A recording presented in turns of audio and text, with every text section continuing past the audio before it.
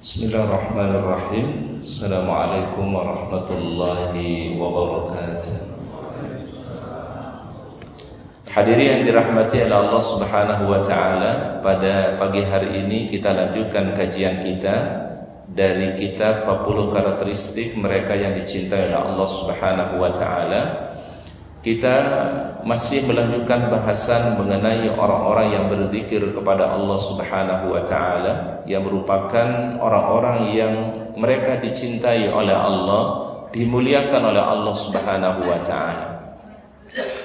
Allah Subhanahu wa taala sebutkan di dalam banyak ayat Al-Qur'an, seluruh makhluk yang ada di alam semesta ini, langit, bumi, gunung, semua bertasbih kepada Allah taala, mensucikan Allah, mengagungkan Allah Subhanahu wa taala. Cuma kita tidak paham bagaimana cara mereka bertasbih, ya. Tapi Al-Qur'an menyatakan seluruh makhluk yang ada di alam semesta ini, langit, gunung, bumi, semua juga bertasbih kepada Allah. Bahkan burung yang ada di angkasa pun juga mereka bertasbih kepada Allah Subhanahu wa taala. Allah taala ceritakan di dalam Al-Qur'an tentang mukjizat yang dimiliki oleh Nabi Daud alaihissalam, ya. Jadi salah satu nabi yang diceritakan banyak di dalam Al-Qur'an yaitu Nabi Daud alaihissalam. Salah satu kelebihan yang Allah taala ceritakan di dalam Al-Qur'an, bahwasannya Allah taala tundukkan gunung-gunung dan burung-burung bertasbih bersama Daud alaihissalam, ya. Ini contohnya di dalam Al-Qur'an, di dalam surat Al-Anbiya, ya, ayat yang ke-79. Allah Subhanahu wa taala berfirman, "Dan kami telah tundukkan gunung-gunung dan burung-burung, semua bertasbih bersama Daud alaihi salam, dan kamilah yang melakukannya atau yang mentakdirkan hal itu." Firman Allah. Gunung-gunung ditundukkan oleh Allah Subhanahu wa taala, burung pun juga dimudahkan oleh Allah untuk bertasbih bersama Nabi Daud alaihi salam, memuji Allah, mengagungkan Allah Subhanahu wa taala. Di mana para ulama as-salafus saleh mengatakan makna tasbih itu adalah yaitu menyatakan atau mengikrarkan Allah taala yang maha sempurna dan tidak ada cacat padanya. Itu yang disebut dengan subhanallah, ya, yang artinya secara sederhana adalah maha suci Allah. Maha suci Allah maksudnya adalah Allah taala terjaga dari segala hal yang merupakan cacat. Tidak ada cacat pada Allah, tidak ada ketidaksempurnaan pada Allah taala. Seluruhnya adalah merupakan kesempurnaan. Sehingga apapun yang Allah taala ciptakan itu adalah sesuatu yang sempurna. Tidak ada yang tidak diciptakan secara rapi oleh Allah. Berbeda dengan kita sebagai manusia, sebagai makhluk ini, ya. Betapa banyak kealfaan kita, betapa banyak kekurangan kita, ya. Ya, ini kita kalau ikrarkan di dalam ucapan Sayyidul Istighfar kita. Di situ ada dua pengakuan kita kepada Allah taala. Pengakuan kita yang pertama adalah abu'u laka bi ni'matika alayya. Ya Allah, aku mengakui betapa banyak karunia nikmat yang telah Engkau berikan kepada kami. Ini kita akui semua nikmat, semua karunia milik Allah Subhanahu wa taala, dilimpahkan kepada seluruh makhluknya tanpa terkecuali. Bahkan nikmat Allah taala ini tidak berlaku hanya bagi orang beriman. Yang tidak beriman saja itu dikasih karunia oleh Allah.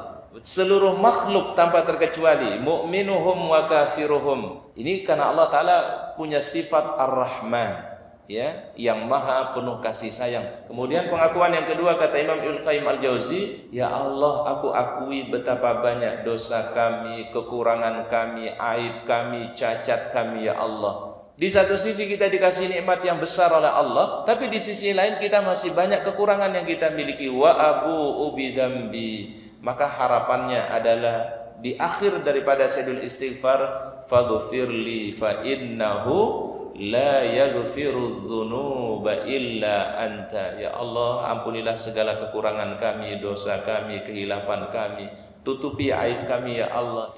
Oleh karenanya Imam Nawawi rahimahullahu taala di dalam kitab Al-Azkar, ya, ada salah satu kitab karya beliau yang sangat masyhur, namanya adalah Al-Azkar lil Imam An-Nawawi.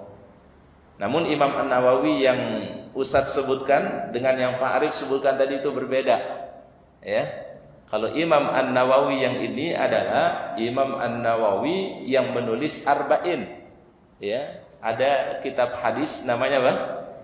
Arba'in, atau yang menulis kitab Riyadhus Shalihin. Tapi kalau yang tadi yang disebut sama Pak Arif itu adalah An-Nawawi Al-Bantani, ya. Jadi ulama dari Indonesia, ya, yang kitab-kitabnya masyhur sampai di Timur Tengah, ya, namanya Imam An-Nawawi Al-Bantani. Tapi kalau yang disebutkan di dalam Al-Adhkar ini adalah Al-Imam An-Nawawi rahimahullahu taala, ya, dari kalangan mazhab Asy-Syafi'iyah. Di dalam kitab Al-Adhkar dikatakan di antara sebab dikabulkannya doa oleh Allah Subhanahu wa taala, ya. Jadi di antara asbab dikabulkannya doa oleh Allah taala, selain kita mengucapkan alhamdulillah diawali dengan hamdalah, selain kita ucapkan bersalawat kepada Nabi sallallahu alaihi wasallam, maka kita, kata Imam An-Nawawi, orang yang berdoa sebaiknya adalah mengakui kesalahan-kesalahannya, mengakui dosa yang dia miliki, mengakui aib yang dia memiliki, dan itu tidak ada yang bisa mengampuninya kecuali hanya Allah Subhanahu wa taala. Contoh misalnya waktu kita berdoa itu bagusnya adalah kita tambahkan di awalnya dengan ucapan Rabbana zalamna anfusana wa illam taghfir lana wa tarhamna lanakunanna minal khasirin. Atau doa Nabi Yunus alaihissalam, la ilaha illa anta subhanaka inni kuntu minaz zalimin. Ini yang dulu diucapkan oleh Nabi Yunus alaihissalam, atau yang pernah diucapkan oleh Abu Bakar As-Siddiq, diajarkan oleh Nabi SAW. Allahumma inni zalamtu nafsi zulman katsira wa la yaghfiru dzunuba illa anta. Ya Allah, aku sudah berbuat zalim kepada diriku sendiri dengan kezaliman yang begitu banyak, dengan kesalahan yang begitu banyak, dengan dosa yang begitu banyak, aib kami begitu banyak ya Allah. Allahumma inni zalamtu nafsi zulman katsira wa la yaghfiru dzunuba illa anta. Namun tidak ada yang bisa mengampuni itu semua ya Allah kecuali hanya Engkau. Baru kita masuk di dalam doa kita, apa yang menjadi hajat kita, apa yang kita minta kepada Allah, ya. Tapi diawali dengan hamdalah, diawali dengan salawat, dan diawali dengan mengakui kekurangan yang kita miliki. Kesempurnaan milik Allah, sedangkan manusia adalah letaknya kekurangan, letaknya kesalahan, kekhilafan, dan juga sifat lupa. Itu pada manusia.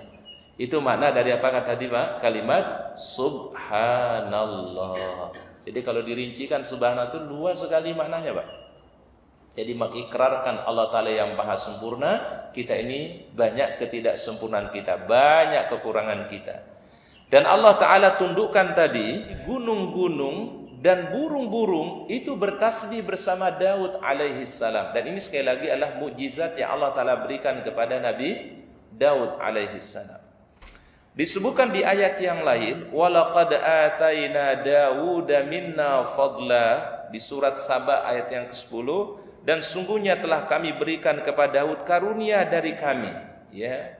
Di antara kelebihannya juga firman Allah Ta'ala, dan burung-burung bertasbihlah berulang-ulang bersama Daud. Jadi Allah Ta'ala perintahkan kepada gunung dan burung bertasbih bersama Nabi Daud alaihi salam. Dan kami telah melunakkan besi untuknya, ya. Jadi orang yang paling pertama membuat baju besi, sebagian riwayat juga mengatakan ia membuat alat peperangan pertama kali berupa pedang, belati dan seterusnya. Itu adalah Nabi siapa Pak? Daud alaihissalam. Dan memang beliau ini tidak hanya seorang nabi, tidak hanya seorang rasul, tetapi seorang panglima perang. Namanya Nabi Daud alaihissalam, ya. Dan termasuk nabi yang sering dibangga-banggakan oleh orang-orang Yahudi, ya. Karena memang dia adalah utusan Allah Ta'ala, dia adalah al-anbiya wa rusul, ya. Di antara nabi-nabi dan rasul yang diutus oleh Allah Subhanahu wa Ta'ala. Karena memang konsepnya adalah umat Nabi Muhammad SAW, kita semua ini Pak, wajib mencintai para nabi dan rasul. Betul ya Pak ya? Umat Nabi Muhammad berkewajiban mencintai seluruh para nabi dan rasul. dan kita muliakan mereka karena mereka utusan Allah, mereka orang-orang yang paling mulia, ya. Dalilnya itu adalah di akhir surat Al-Baqarah, ya. 2 ayat terakhir dari surat Al-Baqarah. Kita tidak membedakan satu nabi dengan nabi yang lain. Jadi kalau Islam itu adalah memuliakan seluruh para nabi. Kalau ya Yahudi misalnya hanya mengistimewakan satu nabi tapi menghinakan nabi-nabi yang lain. Itulah bedanya sebenarnya, Pak. Ya. Kalau syariat Rasulullah SAW, ajaran baginda Nabi mencintai Rasulullah dan juga mencintai seluruh nabi-nabi dan rasul yang diutus oleh Allah Ta'ala. Itu akidah itu, Pak. Kita wajib beriman kepada seluruh nabi-nabi dan rasul yang diutus oleh Allah Ta'ala. Kita tidak boleh membeda-bedakan mereka di antara para nabi dan rasul. Bahkan kalau kita perhatikan para jamaah, yang paling disebut namanya di dalam Al-Quran itu bukan Nabi Muhammad, Pak. Betul ya, Pak ya? Coba kalau kita baca Quran gitu ya, Pak ya, dari Al-Fatihah sampai An-Nas, ternyata nama Nabi Muhammad gak banyak disebut. Ya. Yang sering diulang-ulangi namanya siapa misalnya, Pak? Nabi Musa alaihissalam. Hampir di semua surat ada. Ya. Nabi siapa lagi, Pak? Isa alaihissalam. Nabi siapa lagi? Ibrahim alaihissalam. Nabi Sulaiman alaihissalam. Nabi Saleh alaihissalam. Itu nabi-nabi disebut oleh Al-Quran. Kalau kita berpikir sederhana, Pak, berpikir sederhana saja, mestinya ini Al-Quran kan diturunkan kepada Nabi Muhammad SAW. Mestinya yang sering diulangi namanya siapa, Pak? Mestinya kalau logika sederhananya manusia adalah Nabi Muhammad. Tapi ternyata tidak, para jamaah. Nama Nabi Muhammad itu tidak banyak disebut dalam Al-Quran. Justru nabi-nabi terdahulu itu diceritakan oleh Allah, dikisahkan oleh Allah. Diambil pembelajaran-pembelajaran dari para nabi dan rasul. Karena Nabi Muhammad SAW sesungguhnya menyempurnakan daripada syariat nabi-nabi yang lalu. Ajarannya sama, akidahnya sama, yaitu kalimat La ilaha illallah. Kalau Rasul mengibaratkannya, para nabi dan rasul itu seperti sebuah bangunan yang sudah jadi. Ya, ada satu bangunan yang sudah jadi. Tapi ada satu bata yang belum kepasang. Ya, jadi dari bangunan itu, ya dari bangunan yang ada satu bagian tembok, ya rupanya ada batanya yang belum kepasang. Apa kata Rasulullah SAW? Dan aku itulah seperti tadi, ya satu bata yang melengkapi dari apa yang ada dari satu bangunan itu. Berarti Rasulullah SAW itu tidak membawa sesuatu yang baru. Betul, Pak? Aku tidak membawa sesuatu yang baru, kata Rasulullah SAW. Aku hanya menyempurnakan yaitu syariat-syariat yang pernah diberikan oleh Allah Ta'ala kepada nabi-nabi terdahulu. Oleh karenanya, itulah asbabnya kenapa Nabi Muhammad SAW menjadi nabi untuk seluruh umat manusia. Ya, berbeda dengan nabi tertentu kan. Kalau nabi yang lain kan, Pak, hanya untuk masyarakat tertentu, hanya untuk suku tertentu, hanya untuk kabilah tertentu. Tapi kalau Nabi Muhammad rahmatan lil alamin.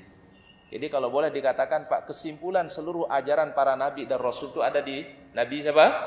Nabi Muhammad. Jadi pantas para jamaah, kenapa para nabi dan rasul itu, Pak, memuliakan juga Rasulullah SAW. Bahkan beliau belum lahir, itu para nabi sudah mengikrarkan mereka akan mencintai nabi ini, akan memuliakan nabi ini, dan akan membenarkan nabi.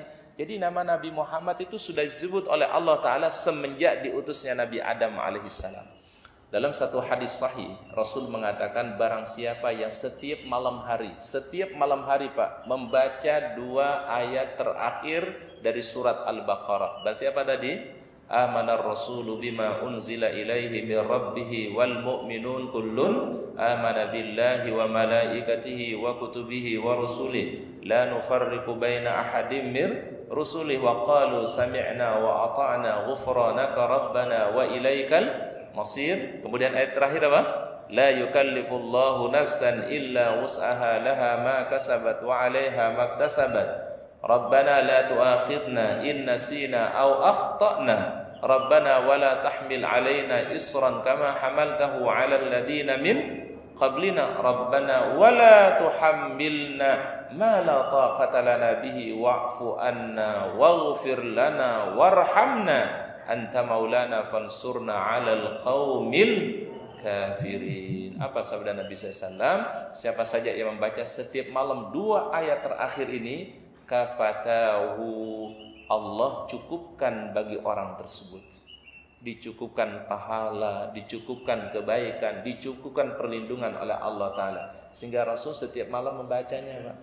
Baik, kemudian di ayat yang lain, yang bertasbih kepada Allah Ta'ala juga tidak hanya gunung-gunung dan burung, tetapi juga seluruh malaikat yang ada di langit itu pun juga bertasbih kepada Allah Subhanahu wa Ta'ala.